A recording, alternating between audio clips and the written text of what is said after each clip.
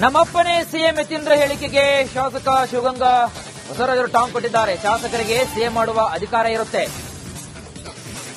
ಶಾಸಕರೇ ಮಾತನಾಡಿದರೆ ಪರಿಗಣಿಸಬೇಡಿ ಎಂದಿದ್ದಾರೆ ಹೈಕಮಾಂಡ್. ಆದರೆ ಇನ್ನು ಎಂಎಲ್ಸಿ ಹೇಳಿಕೆಯನ್ನ ಪರಿಗಣಿಸ್ತಾರ ಲೆಕ್ಕಕ್ಕೆ ಇಲ್ಲ. ಹೀಗೆ ಡಾಕ್ಟರ್ ಯತೀಂದ್ರಗೆ ಶಾಸಕ ಶಿವಗಂಗಾ ಬಸವರಾಜ್ ಅವರು ಕೌಂಟರ್ ಅನ್ನ ಕೊಟ್ಟಿದ್ದಾರೆ. ನೋಡಿ, ನಮ್ಮಪ್ಪ ಸಿಎಂ ಯತೀಂದ್ರ ಹೇಳಿಕೆಗೆ ಶಿವಗಂಗಾ ಅವರು ಟಾಂಗ್ ಕೊಟ್ಟಿದ್ದಾರೆ. ನಮ್ಮಪ್ಪ ಸಿಎಂ ಆಗ್ತಾರೆ ಅಂತ ಹೇಳಿದ್ರು ಅವರು. ಶಾಸಕರಿಗೆ ಸಿಎಂ ಮಾಡುವ ಅಧಿಕಾರ ಇರುತ್ತೆ, ಶಾಸಕರೇ ಮಾತನಾಡಿದರೆ ಪರಿಗಣಿಸಬೇಡಿ ಅಂತ ನಮ್ಮ ಹೈಕಮಾಂಡ್ ಹೇಳಿದ್ದಾರೆ. ಅಂತದ್ರಲ್ಲಿ ಇನ್ನು ಎಂಎಲ್ಸಿ ಹೇಳಿಕೆಯನ್ನ ಪರಿಗಣಿಸ್ತಾರ? ನೋವೇ, ಚಾನ್ಸೇ ಇಲ್ಲ, ಪರಿಗಣಿಸೋಕೆ ಸಾಧ್ಯ ಇಲ್ಲ. ಹೀಗಾಗಿ ಸಿದ್ದರಾಮಯ್ಯ ಅವರ ಪುತ್ರ ಯತೀಂದ್ರ ಅವರಿಗೆ ನೇರವಾಗಿ ಟಾಂಗ್ ಅನ್ನ ಕೊಟ್ಟಿದ್ದಾರೆ. ಎಂಎಲ್ಎ ಮಾತಾಡೋದ್ರು ಹೇಳ್ತೀನಿ, ಎಂಎಲ್ಎಗೆ ಸಿಎಂ ಮಾಡೋ ವೋಟ್ ಇರುತ್ತೆ. ಯಾರು ಎಂಎಲ್ಎ ಮಾತಾಡಿದ್ರೆ ನೀವು ಕನ್ಸಿಡರ್ ಮಾಡಬೇಡ್ರಿ ಅಂತ ಹೇಳಿದೀನಿ. ಅಂತರಲ್ಲಿ ಎಂಎಲ್ಸಿ ಅವ್ರು ಮಾತಾಡೋದು ನೀವು ಕನ್ಸಿಡರ್ ಮಾಡ್ತೀರಾ ಅಂದ್ರೆ ಮಾಧ್ಯಮದವರಿಗೆ ನಾನು ಏನ್ ಹೇಳಕ್ಕಾಗಲ್ಲ. ಮಾತ್ರ ಅಲ್ಲದೆ ಸಿಎಂ ಪುತ್ರ ಅನ್ನೋ ಕಾರಣಕ್ಕಾಗಿ ಅವ್ರು ಹೇಳಿಕೆ, ನಾನು ಸಿಎಂ ಪುತ್ರ ಕಣ್ರಿ, ನಾನು ಸಿಎಂ ಪುತ್ರ. ಅಜಯ್ ಪಟೇಲ್ ನಮ್ ದೊಡ್ಡಪ್ಪ. ಹಂಗಂದ್ರೆ ಹೇಳ್ತೀನಿ, ಎಂಎಲ್ಎಗೆ ಸಿಎಂ ಮಾಡೋ ವೋಟ್ ಇರುತ್ತೆ. ಯಾರು ಎಂಎಲ್ಎ ಮಾತಾಡಿದ್ರೆ ನೀವು ಕನ್ಸಿಡರ್ ಮಾಡಬೇಡ್ರಿ ಅಂತ ಹೇಳಿದೀನಿ. ಅಂತರಲ್ಲಿ ಎಂಎಲ್ಸಿ ಅವ್ರು ಮಾತಾಡೋದು ನೀವು ಕನ್ಸಿಡರ್ ಮಾಡ್ತೀರಾ ಅಂದ್ರೆ ಮಾಧ್ಯಮದವರಿಗೆ ನಾನು ಏನ್ ಹೇಳಕ್ಕಾಗಲ್ಲ. ಮಾತ್ರ ಅಲ್ಲದೆ ಸಿಎಂ ಪುತ್ರ ಅನ್ನೋ ಕಾರಣಕ್ಕಾಗಿ ಅವ್ರು ಹೇಳಿಕೆ, ನಾನು ಸಿಎಂ ಪುತ್ರ ಕಣ್ರಿ, ನಾನು ಸಿಎಂ ಪುತ್ರ. ಅಜಯ್ ಪಟೇಲ್ ನಮ್ ದೊಡ್ಡಪ್ಪ. ಹಂಗಂದ್ರೆ ಹೇಳ್ತೀನಿ, ಎಂಎಲ್ಎಗೆ ಸಿಎಂ ಮಾಡೋ ವೋಟ್ ಇರುತ್ತೆ. ಯಾರು ಎಂಎಲ್ಎ ಮಾತಾಡಿದ್ರೆ ನೀವು ಕನ್ಸಿಡರ್ ಮಾಡಬೇಡ್ರಿ ಅಂತ ಹೇಳಿದೀನಿ. ಅಂತರಲ್ಲಿ ಎಂಎಲ್ಸಿ ಅವ್ರು ಮಾತಾಡೋದು ನೀವು ಕನ್ಸಿಡರ್ ಮಾಡ್ತೀರಾ ಅಂದ್ರೆ ಮಾಧ್ಯಮದವರಿಗೆ ನಾನು ಏನ್ ಹೆಚ್ಚಿನ ಮಾಹಿತಿಯನ್ನು ಕೊಡ್ತಾರೆ ನಮ್ಮ ಪ್ರತಿನಿಧಿ ಬಸವರಾಜ್ ಲೈವ್ ನಲ್ಲಿ. ಬಸವರಾಜ್ ನಾವು ನೋಡ್ತಾ ಇದೀವಿ, ಇಲ್ಲಿ ಶಿವಗಂಗಾ ಬಸವರಾಜ್ ಅವರು ಸ್ಫೋಟಕವಾದಂತಹ ಹೇಳಿಕೆಯನ್ನು ಕೊಟ್ಟಿದ್ದಾರೆ.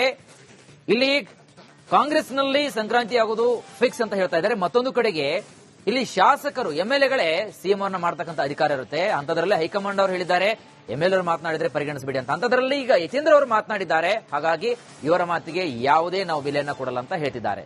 ಸೊ ಮತ್ತೊಂದು ಇದೀಗ ಸಿಎಂ ಕುರ್ಚಿಗೆ ಹೊಸ ಬಾಂಬ್ ಹಾಕಿದಂತಹ ಒಂದು ಪ್ರಮುಖ ಅಂಶ ಇಲ್ಲಿಂದ ಕ್ಲಿಯರ್ ಗೊತ್ತಾಗ್ತಾ ಇದೆ. ಸೊ ಹಾಗಾಗಿ ಎಲ್ಲದರ ಕುರಿತಾಗಿ ಸದ್ಯಕ್ಕೆ ಏನೆಲ್ಲ ಮಾಹಿತಿ ಸಿಗ್ತಾ ಇದೆ ಬಸವರಾಜ್?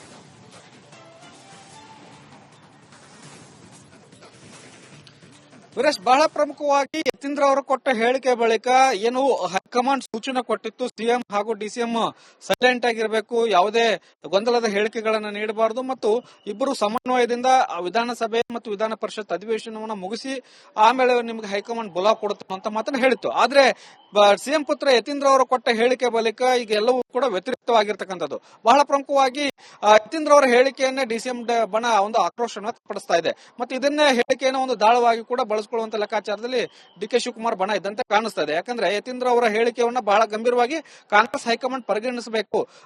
ಡಿಸಿಎಂ ಬಣದ ಸದಸ್ಯರು ಶಾಸಕರು ಮಾತನಾಡಿದ್ರೆ ನೋಟಿಸ್ ಕೊಡುವಂತ ಕೆಲಸವನ್ನ ಹೈಕಮಾಂಡ್ ಮಾಡಲಾಗಿತ್ತು. ಆದ್ರೆ ಯತೀಂದ್ರ ಅವರು ಪದೇ ಪದೇ ಹೇಳಿಕೆ ಕೊಟ್ಟರು ಕೂಡ ಅವರಿಗೆ ಯಾಕೆ ನೋಟಿಸ್ ಅನ್ನು ಕೊಡಲಾಗ್ತಾ ಇಲ್ಲ, ಈ ತರದ ಹೇಳಿಕೆಗಳನ್ನ ಯಾಕೆ ಯತೀಂದ್ರ ಅವರು ಕೊಡ್ತಾ ಇದ್ದಾರೆ? ಏನಾದ್ರು ಹೈಕಮಾಂಡ್ ಪ್ರತಿನಿಧಿಯಾಗಿ ಯತೀಂದ್ರ ಅವರು ಕೆಲಸ ಮಾಡ್ತಾ ಇದ್ದಾರೆ?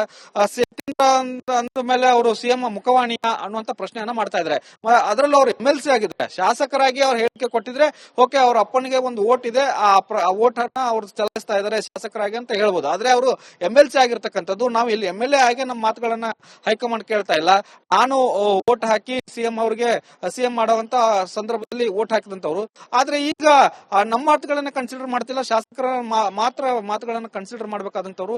ಹಾಗಾಗಿ ಇಂತಹ ಮಹತ್ವದ ಹೇಳಿಕೆಗಳನ್ನು ಕೊಡಬೇಕಾದಾಗ ಜವಾಬ್ದಾರಿಯಿಂದ ಕೊಡಬೇಕು. ಹೈಕಮಾಂಡ್ ಹೇಳಿದ ಮೇಲೆ ಸೈಲೆಂಟ್ ಆಗಿರ್ಬೇಕು. ನಾವೆಲ್ಲ ಸೈಲೆಂಟ್ ಆಗಿದ್ದಾಗ ಈ ತರದ ಹೇಳಿಕೆಗಳನ್ನು ಕೊಟ್ಟು ಮತ್ತೆ ಗೊಂದಲವನ್ನು ಸೃಷ್ಟಿ ಮಾಡಲಾಗ್ತಾ ಇದೆ ಅನ್ನೋ ಆಕ್ರೋಶವನ್ನ ಡಿಸಿಎಂ ಬಣ್ಣದ ಶಾಸಕರು ವ್ಯಕ್ತಪಡಿಸ್ತಾ ಇದ್ದಾರೆ. ಹೀಗಾಗಿ ಇದು ಹೈಕಮಾಂಡ್ ಗಮನಕ್ಕೂ ಎಲ್ಲ ಹೋದಂತೆ ಕಾಣಿಸ್ತಾ ಇದೆ. ಹೈಕಮಾಂಡ್ ಒಂದು ಸೂಚನೆಯನ್ನ ಮತ್ತೆ ಕೊಡುವಂತ ಸಾಧ್ಯತೆ ಇದೆ. ಹೈಕಮಾಂಡ್ ಯಾವಾಗ ಸಿಎಂ ಡಿಸಿಎಂ ನ ಕರೆದು ಮಾತನಾಡುತ್ತೋ ಅಲ್ಲಿವರೆಗೂ ಸೈಲೆಂಟ್ ಆಗಿ, ಇಲ್ಲದೆ ಹೋದ್ರೆ ಮತ್ತೆ ನಿಮ್ಮ ಮೇಲೆ ಶಿಸ್ತು ಕ್ರಮ ಮಾಡ್ತೇವೆ ಅನ್ನುವಂತ ಒಂದು ಶಾಸಕರಿಗೆ ಒಂದು ಸೂಚನೆ ಕೊಡಬಹುದು. ಇಲ್ಲದೆ ಹೋದ್ರೆ ಸೋಮವಾರದಿಂದ ಆಗ್ತಕ್ಕಂತ ಅಧಿವೇಶನ ಏನಿದೆ ಅದು ಒಂದು ಪೂರ್ತಿ ಗೊಂದಲಮಯದಲ್ಲೇ ಮುಗಿದೋಗುತ್ತೆ. ಅಧಿಕಾರದ ಹಂಚಿಕೆ ಗೊಂದಲದಲ್ಲಿ ಕಾಂಗ್ರೆಸ್ ಸರ್ಕಾರ ಮುಳುಗಿದೆ ಅನ್ನುವಂಥದ್ದು ಬಹಳ ಸ್ಪಷ್ಟವಾಗಿ ಗೋಚರ ಆಗುತ್ತೆ. ವೀರೇಶ್, ಥ್ಯಾಂಕ್ ಯು ಬಸವರಾಜ್ ತಮ್ಮೆಲ್ಲ ಮಾಹಿತಿಗಾಗಿ. ನಮ್ಮಪ್ಪನೇ ಸಿಎಂ ಯತೀಂದ್ರ ಹೇಳಿಕೆಗೆ ಶಾಸಕ ಶಿವಗಂಗಾ ಬಸವರಾಜರು ಟಾಂಗ್ ಕೊಟ್ಟಿದ್ದಾರೆ. ಶಾಸಕರಿಗೆ ಸಿಎಂ ಮಾಡುವ ಅಧಿಕಾರ ಇರುತ್ತೆ, ಶಾಸಕರೇ ಮಾತನಾಡಿದರೆ ಪರಿಗಣಿಸಬೇಡಿ ಎಂದಿದ್ದಾರೆ ಹೈಕಮಾಂಡ್. ಆದರೆ ಇನ್ನು ಎಂಎಲ್ಸಿ ಹೇಳಿಕೆಯನ್ನ ಪರಿಗಣಿಸ್ತಾರ? ಲೆಕ್ಕಕ್ಕೆ ಇಲ್ಲ. ಹೀಗೆ ಡಾಕ್ಟರ್ ಯತೀಂದ್ರಗೆ ಶಾಸಕ ಶಿವಗಂಗಾ ಬಸವರಾಜ್ ಅವರು ಕೌಂಟರ್ ಅನ್ನ ಕೊಟ್ಟಿದ್ದಾರೆ. ನೋಡಿ, ನಮ್ಮಪ್ಪ ಸಿಎಂ ಯತೀಂದ್ರ ಹೇಳಿಕೆಗೆ ಶಿವಗಂಗಾ ಅವರು ಟಾಂಗ್ ಕೊಟ್ಟಿದ್ದಾರೆ. ನಮ್ಮಪ್ಪ ಸಿಎಂ ಆಗ್ತಾರೆ ಅಂತ ಹೇಳಿದ್ರು ಅವರು. ಶಾಸಕರಿಗೆ ಸಿಎಂ ಮಾಡುವ ಅಧಿಕಾರ ಇರುತ್ತೆ. ಶಾಸಕರೇ ಮಾತನಾಡಿದರೆ ಪರಿಗಣಿಸಬೇಡಿ ಅಂತ ನಮ್ಮ ಹೈಕಮಾಂಡ್ ಹೇಳಿದ್ದಾರೆ. ಅಂತದ್ರಲ್ಲಿ ಇನ್ನು ಎಂಎಲ್ಸಿ ಹೇಳಿಕೆಯನ್ನ ಪರಿಗಣಿಸ್ತಾರ? ನೋವೇ, ಚಾನ್ಸೇ ಇಲ್ಲ, ಪರಿಗಣಿಸೋಕೆ ಸಾಧ್ಯ ಇಲ್ಲ. ಹೀಗಾಗಿ ಸಿದ್ದರಾಮಯ್ಯ ಅವರ ಪುತ್ರ ಯತೀಂದ್ರ ಅವರಿಗೆ ನೇರವಾಗಿ ಟಾಂಗ್ ಅನ್ನ ಕೊಟ್ಟಿದ್ದಾರೆ. ಎಂಎಲ್ಎ ಮಾತಾಡೋದ್ರು ಹೇಳ್ತೀನಿ, ಎಂಎಲ್ಎಗೆ ಸಿಎಂ ಮಾಡೋ ವೋಟ್ ಇರುತ್ತೆ. ಯಾರು ಎಂಎಲ್ಎ ಮಾತಾಡಿದ್ರೆ ನೀವು ಕನ್ಸಿಡರ್ ಮಾಡಬೇಡ್ರಿ ಅಂತ ಹೇಳಿದೀನಿ. ಅಂತರಲ್ಲಿ ಎಂಎಲ್ಸಿ ಅವ್ರು ಮಾತಾಡೋದು ನೀವು ಕನ್ಸಿಡರ್ ಮಾಡ್ತೀರಾ ಅಂದ್ರೆ ಮಾಧ್ಯಮದವರಿಗೆ ನಾನು ಏನ್ ಹೇಳಕ್ಕಾಗಲ್ಲ. ಮಾತ್ರ ಅಲ್ಲದೆ ಸಿಎಂ ಪುತ್ರ ಅನ್ನೋ ಕಾರಣಕ್ಕಾಗಿ ಅವ್ರ ಹೇಳಿಕೆ. ನಾನು ಸಿಎಂ ಪುತ್ರ ಕಣ್ರಿ, ಮಾಹಿತಿ ಗೊತ್ತಿರುತ್ತಲ್ಲ. ನಾನು ಸಿಎಂ ಪುತ್ರ ಅಜಯ್ ಪಟೇಲ್ ನಮ್ ದೊಡ್ಡಪ್ಪ. ಹಂಗಂದ್ರೆ ಹೇಳ್ತೀನಿ, ಎಂಎಲ್ಎಗೆ ಸಿಎಂ ಮಾಡೋ ವೋಟ್ ಇರುತ್ತೆ. ಯಾರು ಎಂಎಲ್ಎ ಮಾತಾಡಿದ್ರೆ ನೀವು ಕನ್ಸಿಡರ್ ಮಾಡಬೇಡ್ರಿ ಅಂತ ಹೇಳಿದೀನಿ. ಅಂತರಲ್ಲಿ ಎಂಎಲ್ಸಿ ಅವ್ರು ಮಾತಾಡೋದು ನೀವು ಕನ್ಸಿಡರ್ ಮಾಡ್ತೀರಾ ಅಂದ್ರೆ ಮಾಧ್ಯಮದವರಿಗೆ ನಾನು ಏನ್ ಹೇಳಕ್ಕಾಗಲ್ಲ. ಮಾತ್ರ ಅಲ್ಲದೆ ಸಿಎಂ ಪುತ್ರ ಅನ್ನೋ ಕಾರಣಕ್ಕಾಗಿ ಅವ್ರ ಹೇಳಿಕೆ. ನಾನು ಸಿಎಂ ಪುತ್ರ ಕಣ್ರಿ, ಮಾಹಿತಿ ಗೊತ್ತಿರುತ್ತಲ್ಲ. ನಾನು ಸಿಎಂ ಪುತ್ರ ಅಜಯ್ ಪಟೇಲ್ ನಮ್ ದೊಡ್ಡಪ್ಪ. ಹಂಗಂದ್ರೆ ಹೇಳ್ತೀನಿ, ಎಂಎಲ್ಎಗೆ ಸಿಎಂ ಮಾಡೋ ವೋಟ್ ಇರುತ್ತೆ. ಯಾರು ಎಂಎಲ್ಎ ಮಾತಾಡಿದ್ರೆ ನೀವು ಕನ್ಸಿಡರ್ ಮಾಡಬೇಡ್ರಿ ಅಂತ ಹೇಳಿದೀನಿ. ಅಂತರಲ್ಲಿ ಎಂಎಲ್ಸಿ ಅವ್ರು ಮಾತಾಡೋದು ನೀವು ಕನ್ಸಿಡರ್ ಮಾಡ್ತೀರಾ ಅಂದ್ರೆ ಮಾಧ್ಯಮದವರಿಗೆ ನಾನು ಏನ್ ಹೆಚ್ಚಿನ ಮಾಹಿತಿಯನ್ನು ಕೊಡ್ತಾರೆ ನಮ್ಮ ಪ್ರತಿನಿಧಿ ಬಸವರಾಜ್ ಲೈವ್ ನಲ್ಲಿ. ಬಸವರಾಜ್, ನಾವು ನೋಡ್ತಾ ಇದೀವಿ ಇಲ್ಲಿ ಶಿವಗಂಗಾ ಬಸವರಾಜ್ ಅವರು ಸ್ಫೋಟಕವಾದಂತಹ ಹೇಳಿಕೆಯನ್ನು ಕೊಟ್ಟಿದ್ದಾರೆ. ಇಲ್ಲಿ ಕಾಂಗ್ರೆಸ್ನಲ್ಲಿ ಸಂಕ್ರಾಂತಿ ಆಗೋದು ಫಿಕ್ಸ್ ಅಂತ ಹೇಳ್ತಾ ಇದ್ದಾರೆ. ಮತ್ತೊಂದು ಕಡೆಗೆ ಇಲ್ಲಿ ಶಾಸಕರು ಎಂಎಲ್ಎಗಳೇ ಸಿಎಂ ಅವರನ್ನ ಮಾಡತಕ್ಕಂಥ ಅಧಿಕಾರ ಇರುತ್ತೆ. ಅಂತದ್ರಲ್ಲಿ ಹೈಕಮಾಂಡ್ ಅವರು ಹೇಳಿದ್ದಾರೆ ಎಂಎಲ್ಎ ಮಾತನಾಡಿದ್ರೆ ಪರಿಗಣಿಸಬೇಡಿ ಅಂತ. ಅಂತದ್ರಲ್ಲಿ ಈಗ ಯತೀಂದ್ರ ಅವರು ಮಾತನಾಡಿದ್ದಾರೆ. ಹಾಗಾಗಿ ಇವರ ಮಾತಿಗೆ ಯಾವುದೇ ನಾವು ಬೆಲೆಯನ್ನ ಕೊಡಲ್ಲ ಅಂತ ಹೇಳ್ತಿದ್ದಾರೆ.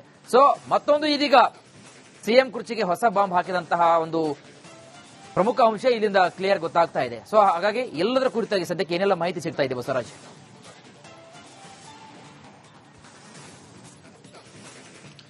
ವೀರೇಶ್, ಬಹಳ ಪ್ರಮುಖವಾಗಿ ಯತೀಂದ್ರ ಅವರು ಕೊಟ್ಟ ಹೇಳಿಕೆ ಬಳಿಕ ಏನು ಹೈಕಮಾಂಡ್ ಸೂಚನೆ ಕೊಟ್ಟಿತ್ತು, ಸಿಎಂ ಹಾಗೂ ಡಿಸಿಎಂ ಸೈಲೆಂಟ್ ಆಗಿರಬೇಕು, ಯಾವುದೇ ಗೊಂದಲದ ಹೇಳಿಕೆಗಳನ್ನ ನೀಡಬಾರದು ಮತ್ತು ಇಬ್ಬರು ಸಮನ್ವಯದಿಂದ ವಿಧಾನಸಭೆ ಮತ್ತು ವಿಧಾನ ಪರಿಷತ್ ಅಧಿವೇಶನವನ್ನು ಮುಗಿಸಿ ಆಮೇಲೆ ನಿಮಗೆ ಹೈಕಮಾಂಡ್ ಬುಲಾವ್ ಕೊಡುತ್ತೆ ಅಂತ ಮಾತನ್ನ ಹೇಳಿತ್ತು. ಆದ್ರೆ ಸಿಎಂ ಪುತ್ರ ಯತೀಂದ್ರ ಅವರು ಕೊಟ್ಟ ಹೇಳಿಕೆ ಬಳಿಕ ಈಗ ಎಲ್ಲವೂ ಕೂಡ ವ್ಯತಿರಿಕ್ತವಾಗಿರ್ತಕ್ಕಂಥದ್ದು. ಬಹಳ ಪ್ರಮುಖವಾಗಿ ಯತೀಂದ್ರ ಅವರ ಹೇಳಿಕೆಯನ್ನ ಡಿಸಿಎಂ ಬಣ ಒಂದು ಆಕ್ರೋಶವನ್ನು ವ್ಯಕ್ತಪಡಿಸ್ತಾ ಇದೆ ಮತ್ತು ಇದನ್ನೇ ಹೇಳಿಕೆಯನ್ನು ಒಂದು ದಾಳವಾಗಿ ಕೂಡ ಬಳಸಿಕೊಳ್ಳುವಂತ ಲೆಕ್ಕಾಚಾರದಲ್ಲಿ ಡಿಕೆ ಶಿವಕುಮಾರ್ ಬಣ ಇದ್ದಂತೆ ಕಾಣಿಸ್ತಾ ಇದೆ. ಯಾಕಂದ್ರೆ ಯತೀಂದ್ರ ಅವರ ಹೇಳಿಕೆಯನ್ನ ಬಹಳ ಗಂಭೀರವಾಗಿ ಕಾಂಗ್ರೆಸ್ ಹೈಕಮಾಂಡ್ ಪರಿಗಣಿಸಬೇಕು.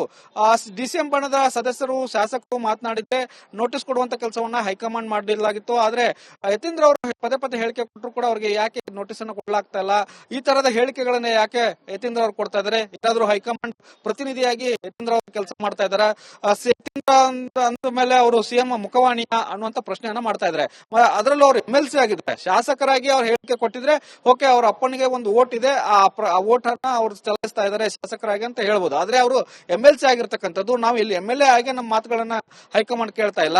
ನಾನು ವೋಟ್ ಹಾಕಿ ಸಿಎಂ ಅವ್ರಿಗೆ ಸಿಎಂ ಮಾಡುವಂತ ಸಂದರ್ಭದಲ್ಲಿ ವೋಟ್ ಹಾಕಿದಂತವ್ರು. ಆದ್ರೆ ಈಗ ನಮ್ಮ ಮಾತುಗಳನ್ನ ಕನ್ಸಿಡರ್ ಮಾಡ್ತಿಲ್ಲ, ಶಾಸಕರ ಮಾತ್ರ ಮಾತುಗಳನ್ನ ಕನ್ಸಿಡರ್ ಮಾಡಬೇಕಾದಂತವ್ರು. ಹಾಗಾಗಿ ಇಂತಹ ಮಹತ್ವದ ಹೇಳಿಕೆಗಳನ್ನು ಕೊಡಬೇಕಾದಾಗ ಜವಾಬ್ದಾರಿಯಿಂದ ಕೊಡಬೇಕು. ಹೈಕಮಾಂಡ್ ಹೇಳಿದ ಮೇಲೆ ಸೈಲೆಂಟ್ ಆಗಿರಬೇಕು. ನಾವೆಲ್ಲ ಸೈಲೆಂಟ್ ಆಗಿದ್ದಾಗ ಈ ತರದ ಹೇಳಿಕೆಗಳನ್ನು ಕೊಟ್ಟು ಮತ್ತೆ ಗೊಂದಲವನ್ನು ಸೃಷ್ಟಿ ಮಾಡಲಾಗ್ತಾ ಇದೆ ಅನ್ನೋ ಒಂದು ಆಕ್ರೋಶವನ್ನ ಡಿಸಿಎಂ ಬಣ್ಣದ ಶಾಸಕರು ವ್ಯಕ್ತಪಡಿಸ್ತಾ ಇದ್ದಾರೆ. ಹೀಗಾಗಿ ಇದು ಹೈಕಮಾಂಡ್ ಗಮನಕ್ಕೂ ಎಲ್ಲವೂ ಹೋದಂತೆ ಕಾಣಿಸ್ತಾ ಇದೆ. ಹೈಕಮಾಂಡ್ ಒಂದು ಸೂಚನೆಯನ್ನ ಮತ್ತೆ ಕೊಡುವಂತ ಸಾಧ್ಯತೆ ಇದೆ. ಹೈಕಮಾಂಡ್ ಯಾವಾಗ ಸಿಎಂ ಡಿಸಿಎಂ ನ ಕರೆದು ಮಾತನಾಡುತ್ತೋ ಅಲ್ಲಿವರೆಗೂ ಸೈಲೆಂಟ್ ಆಗಿ, ಇಲ್ಲದೆ ಹೋದ್ರೆ ಮತ್ತೆ ನಿಮ್ಮ ಮೇಲೆ ಶಿಸ್ತು ಕ್ರಮ ಮಾಡ್ತೇವೆ ಅನ್ನುವಂತ ಒಂದು ಶಾಸಕರಿಗೆ ಒಂದು ಸೂಚನೆ ಕೊಡಬಹುದು. ಇಲ್ಲದೆ ಹೋದ್ರೆ ಸೋಮವಾರದಿಂದ ಆಗ್ತಕ್ಕಂತ ಅಧಿವೇಶನ ಏನಿದೆ ಅದು ಒಂದು ಪೂರ್ತಿ ಗೊಂದಲಮಯದಲ್ಲೇ ಮುಗಿದೋಗುತ್ತೆ. ಅಧಿಕಾರದ ಹಂಚಿಕೆ ಗೊಂದಲದಲ್ಲಿ ಕಾಂಗ್ರೆಸ್ ಸರ್ಕಾರ ಮುಳುಗಿದೆ ಅನ್ನುವಂಥದ್ದು ಬಹಳ ಸ್ಪಷ್ಟವಾಗಿ ಗೋಚರ ಆಗುತ್ತೆ. ವೀರೇಶ್, ಥ್ಯಾಂಕ್ ಯು ಬಸವರಾಜ್ ತಮ್ಮೆಲ್ಲ ಮಾಹಿತಿಗಾಗಿ.